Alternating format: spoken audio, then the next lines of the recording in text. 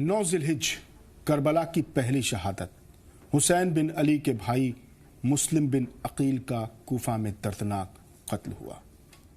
اس قتل کا پس منظر جانتے ہیں۔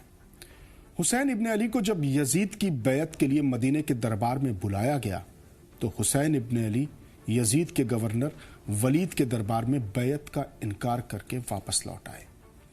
یزید کی بیعت کا انکار کر کے حسین مدینے میں اکیلے ہو گئے۔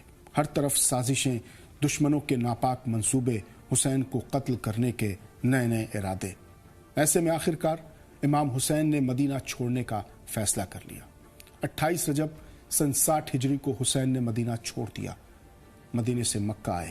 مکہ آنے کی خبر کوفہ پہنچی تو کوفے کے تمام بڑے قبیلوں نے یہ طے کیا کہ حسین ابن علی کو کوفہ بلایا جائے۔ کوفے کے بڑے سرداروں نے خط لکھا کہ اے حسین، آپ کوفہ آ جائیے، ہم آپ کے ساتھ ہیں۔ ادھر مکے کے حالات بھی بگڑنے لگے۔ یزید کے بھیجے ہوئے قاتل مکے میں امام حسین کے قتل پر آمادہ ہو گئے۔ حج کا دن بھی قریب آ رہا تھا۔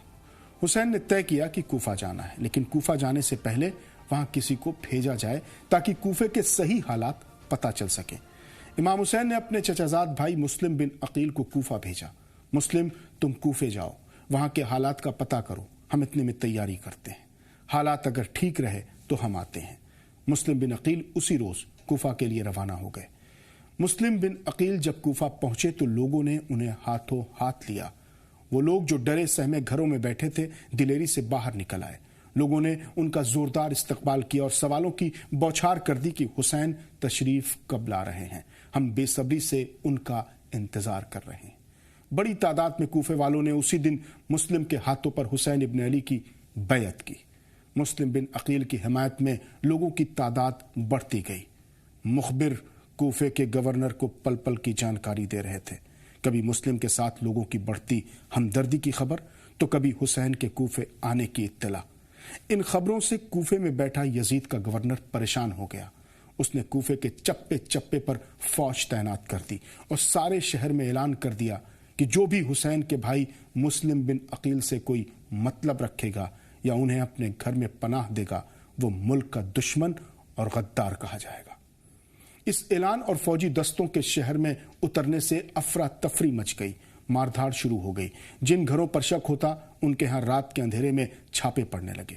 مسلم بن عقیل کے حامیوں کو یا تو قید کر لیا گیا یا ان کا سر کاٹ کر چوراہوں پر ٹانگ دیا گیا۔ مسلم شہر میں اکیلے پڑ گئے۔ مسلم بن عقیل ہانی بن عروہ کے گھر روپوش ہو گئے۔ ان کی تلاش میں جاسوس لگا دیے گئے۔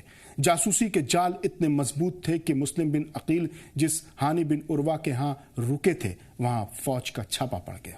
مسلم پچھلے دروازے سے نکل گئے۔ مسلم کوفے کی گلیوں میں اکیلے رہ گئے۔ تھکن اور بھوک سے نڈھال مسلم بن عقیل نے ڈرتے ڈرتے ایک گھر پر دستک دی۔ اندر سے ایک بوڑھی عورت نے دروازہ کھولا۔ اس عورت نے پوچھا کون ہو؟ مسلم نے جواب دیا کہ ایک پریشان حال مسافر، تھکا ہوں، اگر ایک رات کے لیے قیام کا موقع مل جائے تو بڑی مہربانی ہوگی، صبح ہوتے ہی نکل جاؤں گا۔ بہت تھکے ہوئے معلوم ہوتے ہو، کہاں کے رہنے والے ہو، کہاں جانے کا ارادہ ہے؟ آنکھوں سے کم دکھائی دیتا ہے، روشنی میں آؤ، ذرا چہرہ تو دیکھوں۔ مسلم خاموشی سے آگے بڑھے۔ بڑھیا نے سر سے پاؤں تک مسلم کو دیکھا۔ کسی اچھے خاندان کے چشم و چراغ نظر آتے ہو۔ تمہیں دیکھ کر مجھے علی شیر خدا کی یاد آ گئی۔ جب وہ کوفے میں تھے تو ایک روز انہیں دیکھا تھا، تم ان سے بہت ملتے جلتے ہو۔ مسلم بولے میں انہی کے خاندان سے ہوں، وہ میرے چچا ہیں، میں مسلم بن عقیل ہوں۔ بڑھیا چونک گئی، یا خدا تم ہی مسلم ہو؟ میرا نام طوع ہے، آل رسول کی پرستار ہوں، میری خوش نصیبی کہ تم نے میرے غریب خانے کو زینت بخشی۔ طوع کوفے کے حالات سے واقف تھی۔ اس نے مسلم سے کہا کہ میں بوڑھی ضرور ہو گئی ہوں لیکن تمہارا یہاں کوئی بال بھی باقا نہیں کر پائے گا۔ مسلم کو اطمینان ہو گیا۔ بڑھیا نے پانی دیا، کھانے کا انتظام کیا۔ مسلم نے رات میں وہیں قیام کیا، لیکن مسلم کے ٹھہرنے کی خبر فوج کو لگ گئی۔ مسلم صبح کی نماز پڑھ کر فارغ ہوئے تھے کہ ہزاروں سپاہیوں نے اس گھر کو گھیر لیا۔ آواز دی کہ مکان کو آگ لگا دی جائے۔ مسلم سامنے آئے اور کہا کہ یہ میرا گھر نہیں ہے، یہ اس ضعیفہ کا گھر ہے۔ مسلم پر حملے شروع ہو گئے۔ مسلم نے بھی بڑی دلیری سے جواب دیا لیکن دھوکے سے مسلم بن عقیل کو کوفے میں ہزاروں سپاہیوں نے مل کر شہید کر دیا۔ حسین کا پیغام لے کر آئے مسلم کوفے میں اکیلے بے یار و مددگار شہید ہو